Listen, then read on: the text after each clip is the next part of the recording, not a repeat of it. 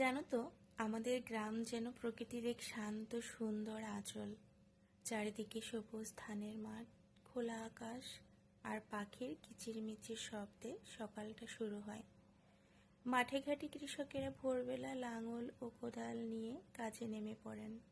গ্রামের পাশ দিয়েই বয়ে যায় ছোট্ট খালটি। বর্ষাকালে আরও প্রাণবন্ত হয়ে ওঠে। বাড়ির পাশে আমাদের রয়েছে ছোট ছোট সবজি বাগান। সেখানে রয়েছে লাউ, কুমড়া, শিম, বেগুন, আলু, টমেটো আর কাঁচামরিচ গাছ সারি সারি করে লাগানো। শীতকালে টাটকা ফুলকপি, বাঁধাকপি আর মূলার রয়েছে বিশাল সমারোহ।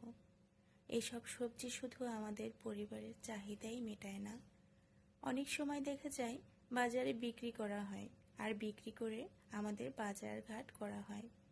বিকেলে মাঠে শিশুদের খেলাধুলা আর বড়দের আড্ডায় গ্রাম যেন আরও প্রাণবন্ত হয়ে ওঠে।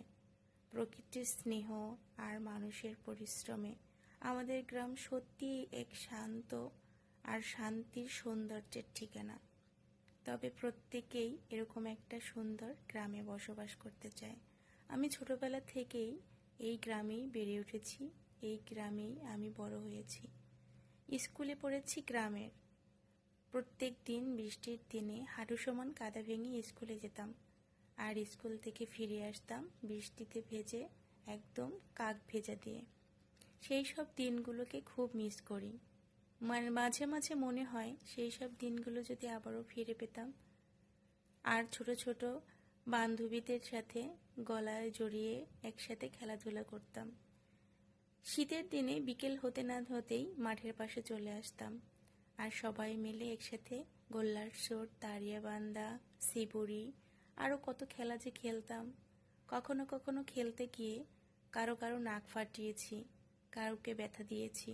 তবে সেই সব দিনগুলো এখন বারবার মনে পড়ে, বারবার উকি মারে। যাই হোক বন্ধুরা, আজকের ভিডিওটা কেমন লাগলো অবশ্যই কিন্তু কমেন্ট করে জানিও।